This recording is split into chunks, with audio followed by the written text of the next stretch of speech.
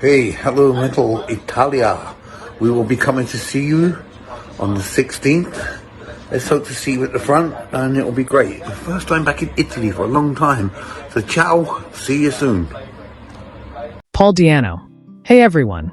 Today we begin this video by mourning the passing of one of the greatest English heavy metal singer of our time, Paul Di'Anno. A brilliant force on stage and screen, his charm, grace, and inimitable wit captured the hearts of many generations. As we pay last tribute to his extraordinary life, let's remember his incredible journey from humble beginnings to become an icon. Please join us in celebrating his life by liking, commenting, subscribing, and sharing this video to honor the legacy of a true legend. Di'Anno was born on May 17, 1958, and died on October 21, 2024 in Chingford, Essex, where he also grew up. Because of his Brazilian father, Di'Anno held dual British and Brazilian citizenship. He spent his teenage years singing in various rock bands and working as a butcher in Station Road and as a chef in hotels and restaurants. Early career Iron Maiden, 1978 to 1981. According to Iron Maiden's The History of Iron Maiden, Part 1. The Early Days DVD, he was introduced to the band by drummer Doug Sampson, an old friend of Steve Harris, Iron Maiden's founder and bass player, from his days in the band Smiler. It was around this time that he first adopted the stage name Di'Anno, which he would later use to claim Italian descent. Their first audition with Rod Smallwood reputedly failed when Di'Anno was arrested for showing off his pocket knife in public. The band's 1980 self-titled release quickly became acknowledged as a classic of its genre, as the band merged punk's energy with metal's riffs and progressive rock complexity, serving as the blueprint for such future genres as thrash metal and speed metal and influencing later progressive metal bands. 1981 saw the release of their second album, Killers, as well as a stopgap live EP, Maiden Japan. Di'Anno, 1983 to 1985. Di'Anno was the first project by Paul Di'Anno after he was fired from Iron Maiden. This group was originally called Lone Wolf, but after disagreement with a group already called Lone Wolf, they changed their name and ended up recording only one album under the simple moniker of Di'Anno. Musically, the band shifted away from the NWOBHM sound of Iron Maiden to a more Americanized sound similar to bands like Journey and Foreigner. On the tour, Di'Anno played Remember Tomorrow from his catalog of Iron Maiden songs, along with their own songs and a few other covers, most notably The Kinks' You Really Got Me, and Don't Let Me Be Misunderstood. Gogmagog, 1985. In 1985, Di'Anno joined a project that was intended to be a supergroup. The group, called Gogmagog, see the biblical book Ezekiel 38 verses 1-2, was put together by DJ and record producer Jonathan King, best known for discovering the group Genesis in the late 1960s. King assembled a star-studded lineup featuring Di'Anno, drummer Clive Burr, guitarists Janek Jers and Pete Willis, and bassist Neil Murray. But the members became increasingly frustrated by a policy that forbade them from writing any original material. Gogmagog released a 3-song EP on the independent Food for Thought label in 1985 entitled I Will Be There, with Russ Ballard writing the title song and producer King writing the other 2 songs. Battlezone, 1985 to 1989, 1998. After the breakup of his self-titled band, Di'Anno formed Strike with Dear Al Guitar, who recruited drummer Bob Falk, who had used the name Sid Falk while playing drums in Overkill, and the Holy Brothers John, second guitar, and Chaz, bass. The project was eventually named Battlezone, after a name straight from a comic book, upon the vocalist's return to Britain in 1985. 1986 saw the enrollment of former Lone Wolf and Tokyo Blade guitarist John Wiggins. The band's initial lineup comprised Di'Anno, guitarists John Wiggins and John Hurley, bassist Lawrence Kessler, and Adam Parsons on drums.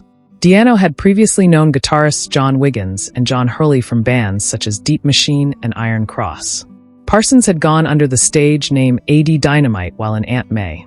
However, Parsons left shortly after to replace Vince Hoare in the London-based glam band Belladonna, formed by former Hell's Bells vocalist Paul Quigley, with Paul Lewis, Jeff Fox, and Neil Chris. And Falk reappeared on the scene in time together with Danish bassist Peter Vester, to record the band's first album Fighting Back, written entirely by John Hurley, except the title track, which was credited to Bob Falk. Praying Mantis, 1990. After being dropped by BMG, Praying Mantis disbanded.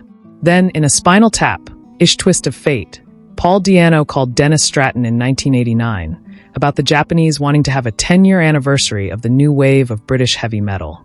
The band found themselves enjoying a renaissance in Tokyo, prompting a reformation and tour in April 1990, which yielded the Live at Last LP. Running Free in Norway Tour, 2002. In February 2002, Diano had a mini-tour in Norway and visited Kroa in Volda, Samfundet in Trondheim, Bedong in Oslo, Park Biografen in Skien, Folken in Stavanger and Kvarteret in Bergen. The band was all Norwegian. Rockfellas, 2008 to 2010. Late 2008, Diano relocated to the southeast of Brazil and toured with a new band/project named Rockfellas with 3 Brazilian musicians. Gene Dolabella, drummer, ex-Diesel/Eudorop Sepultura, Marqueo, guitarist, of Charlie Brown Jr., and Canisso, of Raimundos/ex-Rodox, playing rock and roll and metal classics. There, he was nicknamed Paulo Baiano. Paulo equals Paul in Portuguese, Baiano equals who was born in Bahia. Being the Paulo Baiano nickname a pun/joke, for his name, Paul Diano, is pronounced in a similar way to the nickname above. Norwegian Live Band, 2008 to 2024. Early 2008, Diano toured Norway and later Eastern Europe in 2009 with an all-Norwegian backing band consisting of musicians Henrik Rick Hagen, drums, Argogstad bass, John Vegard Ness, guitar, and Anders Boas, guitar.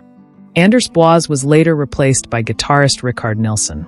The band went on to do several tours of Sweden and made festival appearances at Hard Rock Hell, Wales, UK 2013, Voxbot and Faroe Islands, Denmark 2013, Tons of Rock, Halden, Norway 2014, Sweden Rock Festival, Norge, Sweden 2014, and Rock Against Narcotics, Pune, India 2015.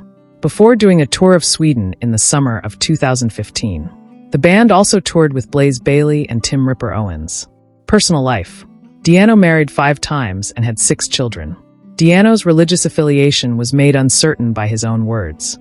He gave interviews that contradicted each other on this subject, perhaps as a practical joke. He had a tattoo on the back of his head that said 666 and God equals sucker.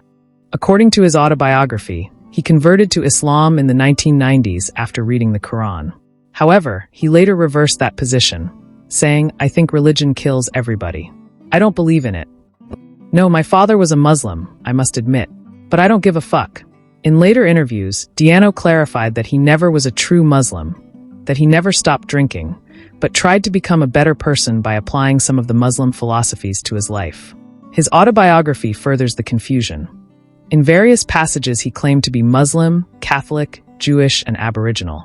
In February 2011, Diano was convicted on 8 counts of benefit fraud for claiming more than £45,000 under false pretenses. On March 11, 2011, he was jailed for 9 months at Salisbury Crown Court. He only served 2 of the 9 months to which he was sentenced, being released early for good behavior. Autobiography. Diano released an autobiography titled The Beast, ISBN 1-904034-03-9.